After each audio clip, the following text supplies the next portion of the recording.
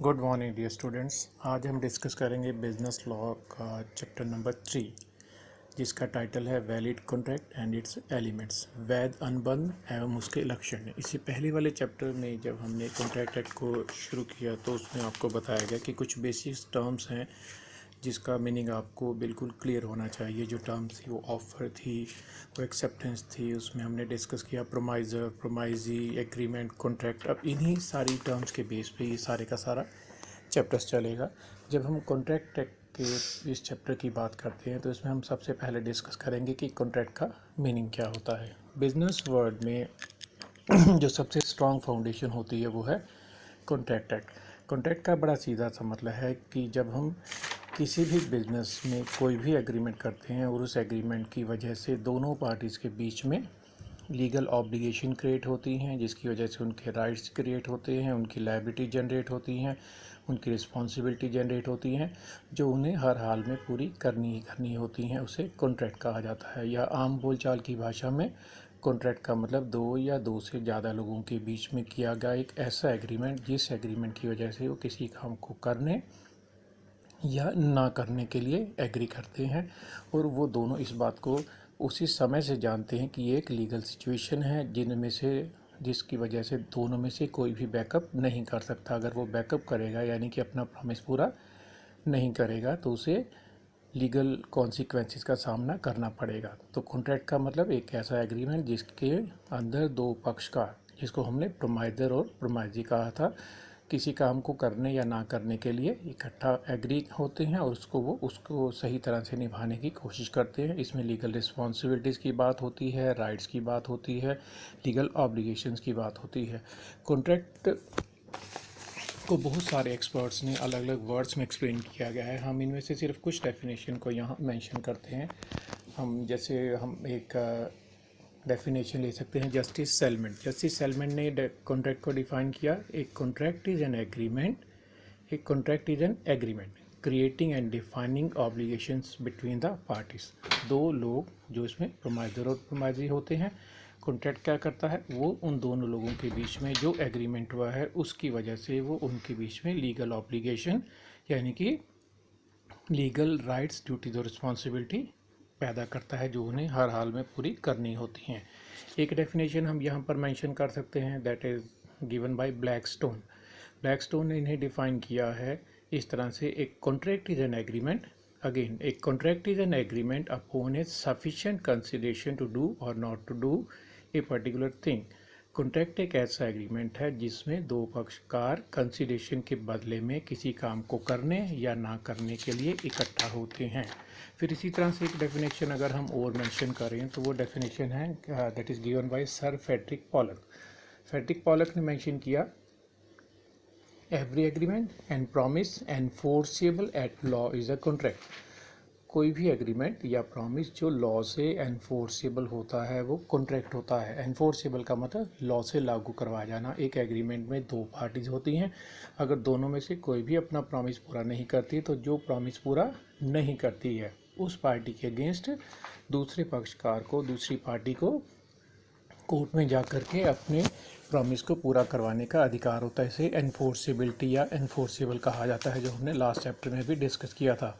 इसकी सबसे इम्पोर्टेंट और सबसे सिंपल जो डेफिनेशन है जिसके आसपास ये पूरा चैप्टर घूमता है वो दी गई है इंडियन कॉन्ट्रैक्ट एक्ट के सेक्शन 2 सबसेक्शन 4 में। और वो डेफिनेशन क्या है, contract is an agreement enforceable by law. देखने में सिंपल सी लगती है लेकिन ये पूरे चैप्टर का क्रक्स है। कॉन्ट्रैक्ट एक ऐसा एग्रीमेंट है जो लॉ से एनफोर्सेबल होता है। अब अगर हम इन सभी डेफिनेशंस का निचोड़ निकालें, उसके हम बेस पर फीचर निकालने की बात करें और ये समझने की कोशिश करें कि कॉन्ट्रैक्ट का मतलब क्या है, तो कॉन्ट्रैक्ट में कम से कम दो बातों का होना तो ज़रूरी है। सबसे पहला होगा पक्षकारों के बीच में एग्रीमेंट का होना, दो पार्टीज़ के बीच में एग्रीमेंट का होना। तो सबसे पहला फीचर जिसे आप नोट कर सकते हैं दैट इज़ एग्रीमेंट। एग्रीमेंट की हमने जो डेफिनेशन डिस्कस की थी वो क्या थी, offer plus acceptance is equal to an agreement.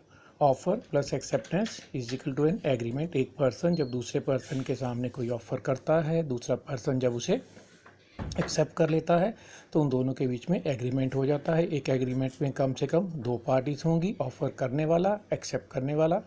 Offer करने वाला पर्सन प्रोमाइज़र कहलाएगा, एक्सेप्ट करने वाला पर्सन प्रोमाइजी कहलाएगा। उन दोनों के बीच में जो दो प्रॉमिसेस का जोड़ होगा, उसका जो कॉम्बिनेशन होगा, उसे क्या बोला जाएगा? That will be called agreement.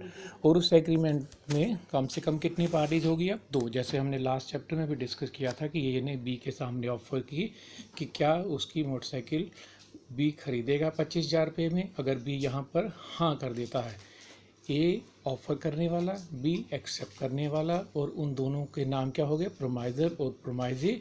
और दोनों के बीच में वो ऑफ़र जब एक्सेप्ट हो जाती है तो वो क्या बन जाती है? एग्रीमेंट बन जाती है। तो सबसे पहला फीचर होना चाहिए एग्रीमेंट। एग्रीमेंट का बाय डिफ़ॉल्ट मतलब क्या हो गया? कम से कम दो पार्टीज़ का होना वहाँ पर ज़रूरी है। एक ऑफ़र करेगी, दूसरी उसे एक्सेप्ट करेगी। एक्सेप्ट करने के बाद वो एग्रीमेंट बन जाएगा। एक एग्रीमेंट में कम से कम दो प्रॉमिसेस होंगे जो उन्हें पूरे करने होंगे। इन प्रॉमिसेस को हमने पहले भी मेंशन किया, रेसिप्रोकल प्रॉमिसेस कहा जाता है। एक का प्रॉमिस दूसरे के लिए रेसिप्रोकल होता है और दूसरे का प्रॉमिस पहले के लिए रेसिप्रोकल होता है।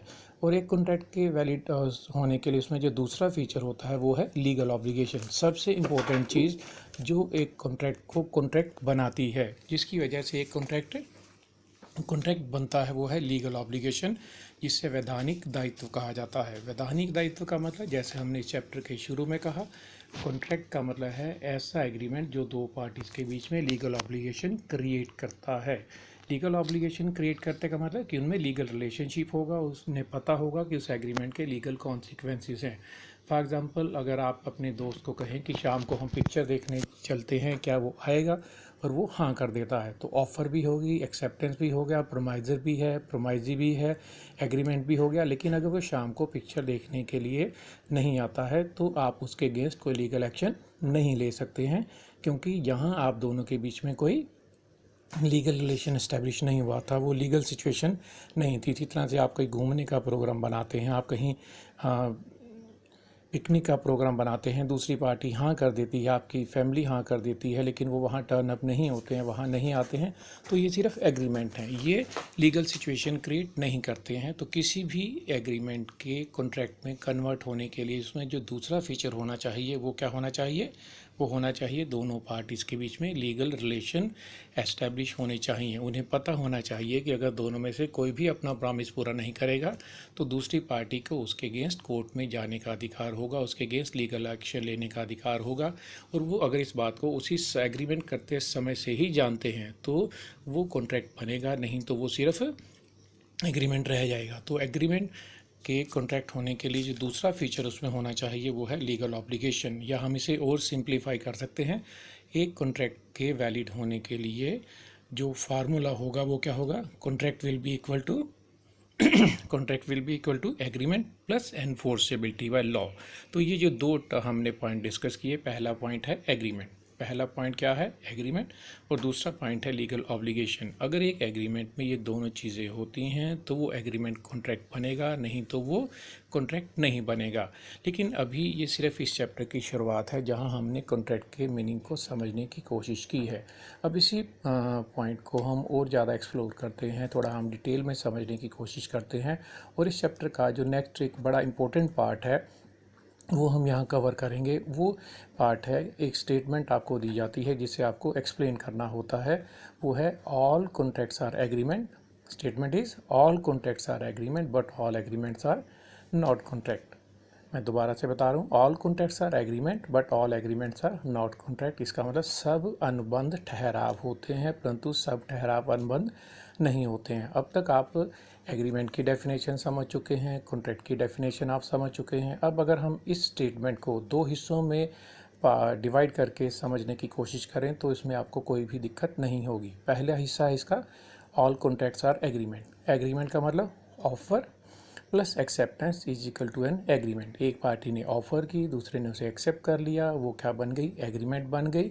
और किसी भी एग्रीमेंट को अगर हम लॉ से एनफोर्स करवा सकते हैं, जैसे अभी हमने डिस्कस किया, तो वो क्या बन जाएगा? वो कॉन्ट्रैक्ट बन जाएगा। एग्रीमेंट प्लस एक्सेप्टेंस वो हमारा होता है, एग्रीमेंट का मतलब होता है ऑफ़र प्लस एक्सेप्टेंस, फिर कॉन्ट्रैक्ट का मतलब होता है agreement plus enforceability by law. ये दोनों इक्वेशन साथ साथ चलती हैं। तो कॉन्ट्रैक्ट करने के लिए जो उसकी पहली सीढ़ी है, जो उसका पहला स्टेप है, वो एग्रीमेंट ही होगा। बिना एग्रीमेंट के कॉन्ट्रैक्ट हो ही नहीं सकता, क्योंकि एग्रीमेंट होगा तो वो कॉन्ट्रैक्ट बनेगा, नहीं तो वो सिर्फ और सिर्फ एग्रीमेंट रह जाएगा। इसका जो दूसरा हिस्सा है वो हमने मेंशन किया, all agreements are not contract. Agreement का मतलब एक ऑफर एक्सेप्ट होने के बाद एग्रीमेंट बन जाती है, दो पार्टीज होती हैं, दो प्रॉमिसेस होते हैं, वो रेसिप्रोकल प्रॉमिसेस होते हैं। हम अगर इस स्टेटमेंट को एक्सप्लेन करें तो रोज़मर्रा की ज़िंदगी में हम ना जाने कितने एग्रीमेंट्स करते हैं और हमें पता भी नहीं होता कि हम एग्रीमेंट कर रहे हैं। हम सोशल सिचुएशंस की बात करें, रिलीजियस सिचुएशन की बात करें, पॉलिटिकल सिचुएशंस की बात करें, मॉरल सिचुएशंस की बात करें। आप अगर अपने दोस्तों के साथ पिक्चर देखने का प्रोग्राम बनाते हैं, कहीं घूमने का प्रोग्राम बनाते हैं, कहीं पिकनिक का प्रोग्राम, कहीं बर्थडे पार्टी का प्रोग्राम बनाते हैं, तो ये सारी सिचुएशन क्या है, जहां आपने अपने दोस्त से पूछा, उसने हाँ कर दी, उसके बाद वो एग्रीमेंट हो गया। लेकिन अगर वो दोस्त या वो सेकंड पार्टी वहां नहीं आती है या वहां नहीं आते हैं तो वो लीगल सिचुएशन नहीं होती हैं। वहां आप उस पार्टी के अगेंस्ट कोई भी लीगल एक्शन नहीं ले सकते हैं।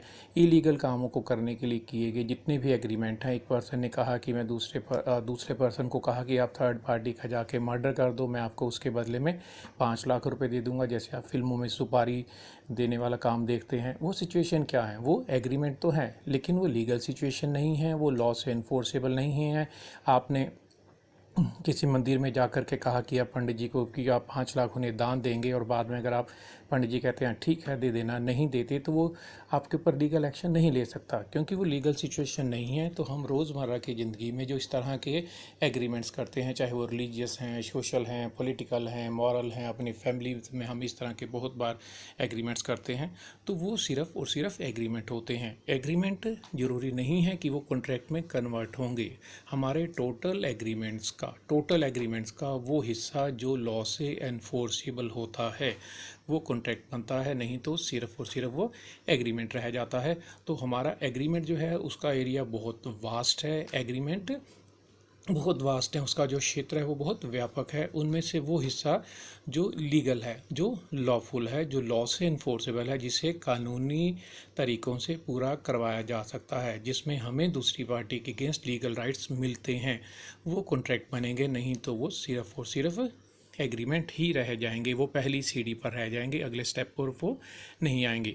इसीलिए कहा जाता है all contracts are agreement but all agreements are not contract. और इस चैप्टर के शुरू में जैसे हमने कहा था कि हम कुछ केसेस भी मेंशन करेंगे जो बिजनेस लॉ का सोर्स बने जब बिजनेस लॉ को बनाया गया। इसी स्टेटमेंट को समझने के लिए हम यहाँ पर एक केस मेंशन कर सकते हैं एक एग्जांपल के रूप में। That case was between Mrs Balfour versus Mr Balfour. Mrs Balfour versus Mr Balfour, ये केस का नाम था। जो केसेस हैं वो आपको याद रखने हैं, छोटी छोटी कहानियाँ होती हैं लेकिन उनके लीगल मायने होते हैं। इस केस में क्या हुआ कि मिस्टर बेलफॉयर, हस्बैंड वाइफ का केस है जैसे आपको नाम से ही पता चल रहा है। मिस्टर बेलफॉयर श्रीलंका में नौकरी करते थे। वकेशंस के दौरान, छुट्टियों के दौरान वो अपनी पत्नी को मिलने, जो कि इंग्लैंड में रहती थी, वो इंग्लैंड गए।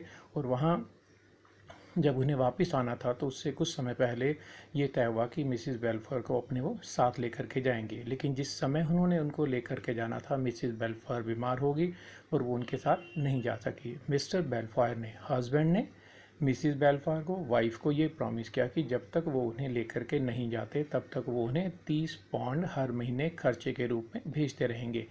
दोनों के बीच में ये बात तय होगी। कुछ समय तक मिस्टर बेलफॉयर वो अमाउंट भेजते रहे, लेकिन कुछ समय के बाद मिस्टर बेलफॉयर ने मिसिस बेलफॉयर को वो अमाउंट भेजनी बंद कर दी।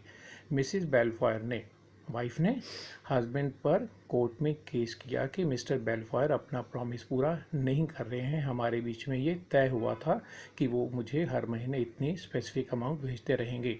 मामला जब कोर्ट में गया तो कोर्ट के द्वारा जो फैसला दिया गया वो अपने आप में एक मिसाल बना। कोर्ट ने कहा कि ऑफकोर्स दोनों के बीच में एग्रीमेंट हुआ था, लेकिन ये लीगल सिचुएशन नहीं थी, ये लीगल ऑब्लिगेशन नहीं थी। दोनों में से किसी की भी इंटेंशन एक दूसरे के साथ लीगल रिलेशन एस्टेब्लिश करने की नहीं थी। तो ये सिर्फ और सिर्फ एग्रीमेंट है और ये कॉन्ट्रैक्ट नहीं है। तो एग्रीमेंट जो कॉन्ट्रैक्ट नहीं है, इसका मतलब वो लॉ से एनफोर्स नहीं करवाया जा सकता। यहाँ फैसला मिस्टर बेलफॉयर की फेवर में हुआ, उन्हें वो अमाउंट देने के लिए कोर्ट के द्वारा कोई भी ऑर्डर जारी नहीं किए गए। इस एग्जाम्पल के बेस पर हम ये कह सकते हैं कि एग्रीमेंट बहुत वास्ट है, लेकिन उसमें से कौन सा हिस्सा कॉन्ट्रैक्ट बनेगा ये बहुत सारी चीज़ों पर डिपेंड करता है।